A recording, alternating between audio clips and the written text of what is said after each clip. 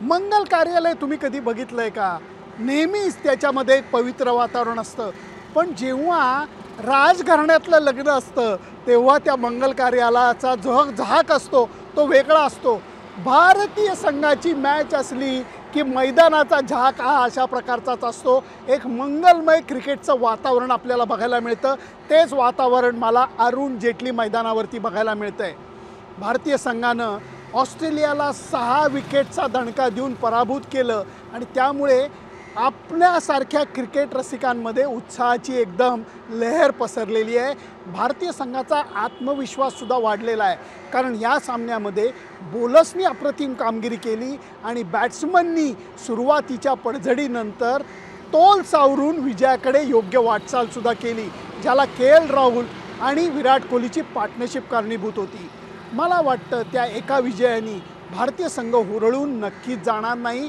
त्याचं कारण ही एक मोठी मोहीम आहे विश्वचषक स्पर्धेची, साखळी स्पर्धेची. अफगाणिस्तानचा संघ प्रगती नक्कीच करतोय, परंतु अजूनही T20 क्रिकेटमध्ये जे ते चमक दाखवू शकतात ती चमक ते टेस्ट क्रिकेट आणि वन डे क्रिकेटमध्ये अजून तरी दाखवू शकलेले नाही आहेत. मला वाटतं बुधवारचा सामना भारतीय संघाकरता सुद्धा एक अभ्यासाचा सामना असेल. त्याचं कारण कुठल्याही संघाला आम्ही कमी लेखत नाही हे बोलणं सोपं आहे, करून दाखवणं अवघड आहे. भारतीय संघाला कल्पना आहे की क्रिकेटच्या अशा मोठ्या स्पर्धेमध्ये लय महत्त्वाची असते. ती लय, विजयाची लय, चांगल्या खेळाची लय घट्ट पकडून ठेवायची असते. त्याच दृष्टीने मला वाटतं भारतीय संघ अफगाणिस्तानच्या सामन्यात प्रयत्न करेल. बॅटिंग बॉलिंग पहिली दुसरी मला एवढा फरक वाटत नाही, कारण हे विकेट एकदम टकाटक बॅटिंग विकेट आहे आणि ह्याच्या एवढ्या छोट्या बाउंड्री लाईन भारतातल्या कुठल्याही मैदानाच्या नाही आहेत. ICCने सुद्धा मोठं मन करून या मला वाटतं मैदानाला परवानगी दिली आहे, नाहीतर काही जी बाउंड्री लाईन त्या लज्जास्पद छोट्या आहेत. त्याचा फायदा दक्षिण आफ्रिकेच्या बॅट्समननी कसा घेतला हे आपण पहिल्या मॅचमध्ये पाहिलं, कारण दक्षिण आफ्रिकेने धुवून काढलं, श्रीलंकेन बॉलर्सना पिसून काढलं, 400च्या पुढचा स्कोर केला, 3 बॅट्समननी सेंचुरी केली. भारतीय संघाच्या बॅट्समनमध्ये मला वाटतं तशाच प्रकारची झेरॉक्स काढायचा मनात विचार असेल, कारण या सामन्यामध्ये जर का भारतीय संघाला पहिली बॅटिंग करायला मिळाली तर हात धुवून घेण्याचा भारतीय संघ प्रयत्न करेल, कारण बॅटिंगसाठी पुढचा सामना हा जास्त महत्त्वाचा असणार आहे, कारण तो सामना हा पाकिस्तान विरुद्ध असणार आहे. भारतीय संघाच्या पहिल्या 3 बॅट्समनला म्हणावी तशी लय सापडली नाही. लय कसली सापडायची, तिघही बॅट्समन शून्यावरती आऊट झालेले होते. मला वाटतं या स्पर्धेमध्ये परत ती लय मिळवण्याकरता हेच 3 बॅट्समन आतुरलेले असतील की काय करू आणि काय नको असा त्यांच्या मनामध्ये विचार असेल. त्याचबरोबर KL राहुल आणि विराट कोहलीच्या मनात विचार असेल, जर सुरुवात आपण एवढी चांगली केली, जर अडचणीच्या काळामध्ये डोकं शांत ठेवून आपण बॅटिंग केली तर या मॅचमध्ये आपण खुलेपणाने बॅटिंग करून तोही एक अनुभव का नको घ्यायला. अफगाणिस्तानकडे मला वाटतं नबी हा एक कॅप्टन आहे आणि त्याचबरोबर राशिद खान आणि त्याच्याबरोबर काही जे फास्ट बॉलर आहेत, सुरुवातीला असणारा एक स्पिनर आहे, ह्या सगळ्या दृष्टीने त्यांची बॉलिंग आता बऱ्यापैकी झालेली आहे. अडचण होते त्यांच्या बॅटिंगमध्ये, कारण तेवढं बॅकिंग ते त्यांच्या बॉलिंगला देऊ शकत नाही. भारतीय संघाचे जे बॅटिंगचे प्रशिक्षक आहेत विक्रम राठोड यांनी सांगितलं, आम्ही समोरच्या टीमचा खूप विचार करत नाही आहोत, आम्ही हा विचार करतोय की आम्ही आमच्या क्षमतेला न्याय देणारा खेळ करण्याच्या दृष्टीने काय करू शकू. भारतीय संघाच्या मनात हाच विचार असेल की अफगाणिस्तानला कमी लेखायचं नाही, कुठल्याही प्रकारे गाफील राहायचं नाही आणि त्याचबरोबर तगडं क्रिकेट खेळलं जसं पहिल्या मॅचमध्ये, तसंच तगडं क्रिकेट खेळून या सामन्यामध्ये सुद्धा दणकट विजय मिळवायचा.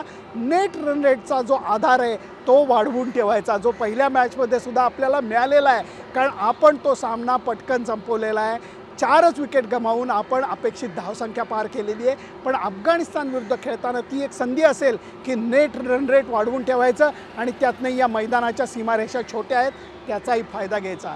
बॉलिंग डिपार्टमेंटमध्ये माझा असा अंदाज आहे की जर का विकेट सॉफ्ट नसलं तर कदाचित या मॅचला 3 स्पिनरच्या ऐवजी 3 फास्ट बॉलर खेळवले जातील. सांगता येत नाही, कदाचित मागच्या मॅचची लय अशी होती, तिन्ही स्पिनरनी आपल्या इतकी अप्रतिम बॉलिंग केली की संघात काहीच बदल होणार नाही असं म्हणत असताना मला सांगावंसं वाटतं की शुभमन गिल अजूनही डेंग्यूच्या तापातनं सावरलेला आहे, पण पूर्णपणे फिट झालेला नाही. कारण विकनेस जो आहे तो जो कमजोरी जाणवते ती अजून गेलेली नसणार. त्यामुळे तो चेन्नईच्या हॉस्पिटलमधनं बाहेर आलेला, काहीतरी कावेरी नावाचं हॉस्पिटल, तिथनं तो बाहेर आलेला आहे. परंतु अजूनही खोलीमध्ये तो विश्रांती घेतो आहे. डॉक्टर त्याच्याकडे लक्ष देत आहेत, त्याला तंदुरुस्त करण्यासाठी जीवापाड मेहनत करत आहेत. याचा अर्थ स्पष्ट आहे की सुरुवातीला जो सलामीचा जी अनुपस्थिती आहे शुभमन गिलची, त्याच्यामुळे परत एकदा संधी मिळणार आहे ती ईशान किशनला.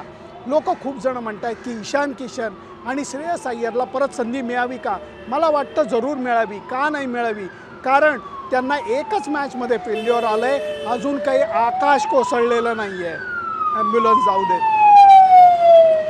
त्यामुळे या सामन्यामध्ये गेल्या सामन्यात केलेल्या चुका टाळण्यासाठी भारतीय बॅट्समन सुरुवातीचे प्रयत्न करतील, अफगाणिस्तानवरती तुटून पडतील. आणि या मैदानावरची अजून एक जाता जाता शेवटची खासियत सांगतो. या मैदानाला गेट जे आहेत त्या गेट्सला बिशन सिंग बेदींचं नाव आहे, वीरेंद्र सेहवागचं नाव आहे, गौतम गंभीरचं नाव आहे. परंतु इथल्या पॅव्हलियनला आता विराट कोहलीचं नाव देण्यात आलेलं आहे. त्यामुळे खेळत असताना आपल्या नावाचं पॅव्हलियन तिथं लावलं जातं आहे. याचा विराट कोहलीला मनातनं खूप अभिमान वाटत असणार, आनंद मिळत असणार. कारण हे तेच ग्राउंड आहे जिथे विराट कोहली लहानाचा मोठा झाला. क्रिकेटचे धडे त्यांनी इथंच गिरवले. या सगळ्याचा जर का विचार केला तर मला वाटतं त्याच्यासाठी सुद्धा एक फार मोठं मोटिवेशन असेल या मैदानावरती घरच्या प्रेक्षकांसमोर खेळायचं. आणि त्याच्या घरचे सुद्धा या सामन्यासाठी उपस्थित राहायची शक्यता ही दाट आहे. म्हणून मला वाटतं बुधवारचा सामना हा अडचणीचा सामना नाही आहे, खूप मोठ्या आव्हानाचा सामना नाही आहे, परंतु पद्धतशीर शास्त्रशुद्ध क्रिकेट खेळून वर्चस्व कायम ठेवण्याचा हा सामना आहे असं माझं मत आहे. तुमचं मत काय मला जरूर कळवा. आणि त्याच्याकरता माझं फेसबुक पेज, माझं इंस्टाग्राम, माझं यूट्यूब चॅनल लाईक, शेअर आणि सबस्क्राईब करायला विसरू नका. Bye bye.